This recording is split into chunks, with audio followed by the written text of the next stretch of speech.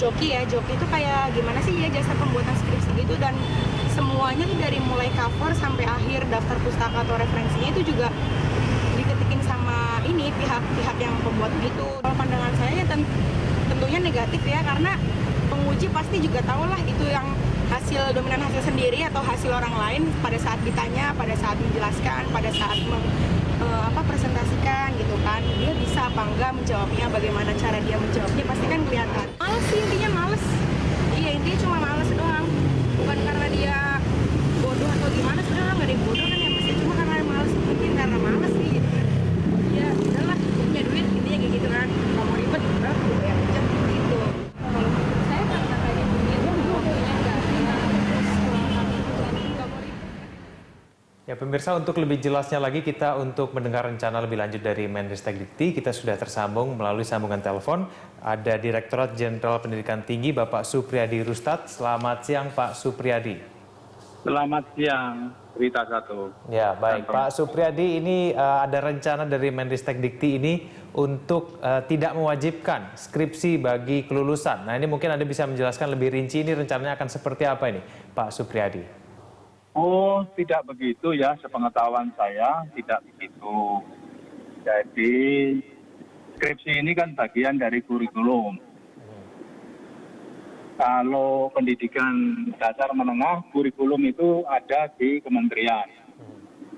Tapi kalau pendidikan tinggi, kurikulum itu kewenangan dari perguruan tinggi, ini otonominya perguruan. Oke. Gitu. Jadi, Pak Supriyadi, apakah berarti terserah kampusnya begitu mau mewajibkan skripsi atau tidak untuk kelulusan? Apakah itu artinya Pak Supriyadi? betul itu otonomi perguruan tinggi. Tapi memang dibolehkan seperti itu ya kalau kampus-kampus kemudian mau menawarkan jalur non-skrip atau kredit yang harusnya untuk penulisan skripsi diganti dengan kredit mata kuliah biasa seperti itu. Iya, itu karena itu sudah kewenangan perguruan tinggi, yaitu silakan perguruan tinggi mengatur kurikulumnya. Oke, baik. Sambil kita menunggu untuk diperbaiki saluran komunikasi kita dengan Pak Supriyadi, saya ke Pak Doni dulu. Pak Doni, ini kan tidak diwajibkan nih. Kalau menurut Anda efek dari peraturan ini akan membuat kampus akan seperti apa nih? Mewajibkan atau justru malah tidak mewajibkan nih nanti efeknya ke depan? Karena ini otonomi kampus ya sebenarnya, maka pilihan memang pada prioritas dari visi misi lembaga pendidikan tinggi ini. Apakah mereka nanti akan mengarahkan mahasiswanya untuk mampu menjadi individu yang memang berkontribusi secara baik dan kokoh dalam rangka pengembangan ilmu. Karena kalau dalam rangka pengembangan ilmu, tentu yang dibutuhkan adalah kemampuan menulis, menganalisis persoalan, dan itu seleksi awalnya ya menulis skripsi sebenarnya, gitu. Dan ke depan berbagai macam riset-riset ilmiah itu semua kan harus dipublikasikan, dan kemampuan ini yang harus dikembangkan. Kalau kampus itu mengambil keputusan untuk tidak melaksanakan atau tidak mewajibkan skripsi, ya berarti nanti publik yang akan menilai sejauh mana prioritas dari proses pendidikan di perguruan tinggi ini. Dan saya rasa seandainya semuanya akhirnya memilih untuk fakultatif atau tidak mewajibkan, risiko besarnya ini masa depan bangsa. Yaitu tadi penurunan dari jumlah penelitian. Karena sekarang diwajibkan pun riset-riset ilmiah kita di jurnal internasional itu sangat kecil, hampir cuma. Kalau diganti dengan jumlah SKS-nya ditambah gitu sebagai substitusi skripsi, itu tidak cukup? Tidak bisa, karena skripsi itu kan sebenarnya kemampuan mahasiswa menulis secara komprehensif, mulai dari pokok persoalan, mencari literatur, observasi, pengamatan, menggunakan metode, baru kemudian menarik kesimpulan. Pembangunan kerangka berpikir dan proses penulisan. Betul, kemampuan itu yang berpikir kritis ini yang nanti akan hilang, dan ini akan membahayakan masa depan bangsa menurut saya. Baik, kita akan kembali sapa Pak Supriyadi dari Dirjen Dikti lewat sambungan telepon.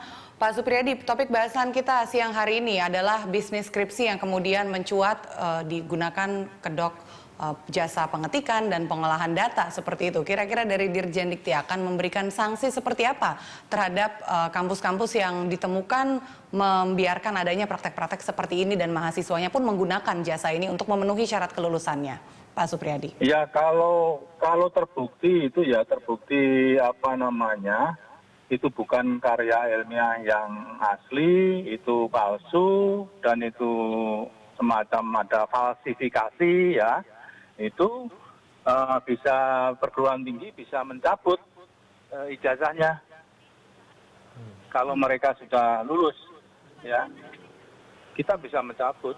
Ya. Tapi kemudian Gitu. yang menjadi persoalan Pak Supriyadi, bagaimana ini dari kampus sendiri bisa membuktikan bahwa tugas akhir ataupun skripsi itu adalah benar, otentik milik mahasiswa tersebut, atau justru ini yang palsu? Ini kan susah. Nah ini kalau menurut Anda bagaimana ini seharusnya dari kampus sendiri? Iya, peranan dosen pembimbing ini amat penting.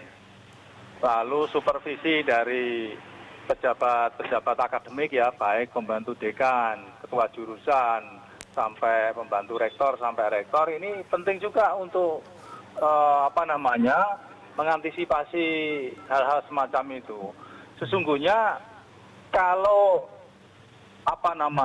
skripsi itu didiskusikan antara pembimbing dan mahasiswa, termasuk penentuan tema-temanya, termasuk topiknya, itu rasanya kecil kemungkinan ini terjadi proses pesan skripsi ke tempat lain, karena itu hasil pikiran dari mahasiswa dan dosen. Ingat bahwa skripsi, tesis itu karya bersama, bukan karya mahasiswa, tapi karya bersama antara dosen dan mahasiswa. Gitu. Ya. Tentunya ini adalah sebuah situasi yang ideal ya, kalau memang setiap dosen kemudian bisa berdampingan dengan mahasiswa. Tapi kan kita sudah bahas tadi juga bahwa ada rasio kekurangan dosen dan mahasiswa seperti itu.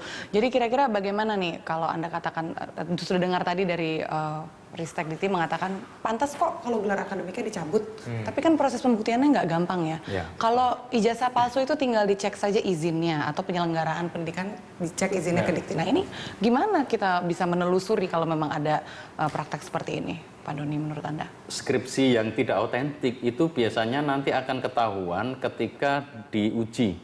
Jadi kalau zaman pengalaman saya dulu, ketika kita sudah menulis skripsi, itu kan ada penguji. Ujian lisan, diuji oleh 3 orang dosen. Nah, seringkali kalau dosen itu mendampingi sungguh-sungguh, kita akan tahu benar bahwa mahasiswa ini pakai literatur yang salah. Misalkan pengalaman ini sharingnya Romo Magnis, waktu itu dia mengatakan, itu untuk doktoral. Sampai pada saat ujian akhir, dia itu nyebut nama Immanuel Kant. Immanuel Kant itu apa? Terus Romo Magnis, kamu nyebut tokoh ini siapa gitu. Setelah dicek, oh maksudnya Immanuel Kant. Itu artinya calon dosen promotor doktoral ini dia tidak memahami, dan ketika ditanya lebih lanjut dia tidak paham. Akhirnya di drop. Artinya kalau dosen itu sungguh-sungguh menguasai materi, kemudian didialogkan dengan mahasiswa, tidak mungkin akan terjadi kecurangan-kecurangan itu dan akan ketangkap. Misalkan literaturnya salah, cara penulisannya salah, atau ide gagasannya juga keliru, itu pasti akan ketahuan. Pak Doni, tapi kenyataannya juga seringkali menggunakan skripsi palsu lolos juga itu loh di depan penguji itu. Itu kan kenyataan yang sering terjadi sekarang. Karena pengujinya juga nggak sensitif terhadap hal-hal seperti ini. Nah, betul. Nah, Pak Doni jangan dijawab dulu, kita akan bahas itu di segmen selanjutnya. Pemirsa tetap sama kami di Langstalk.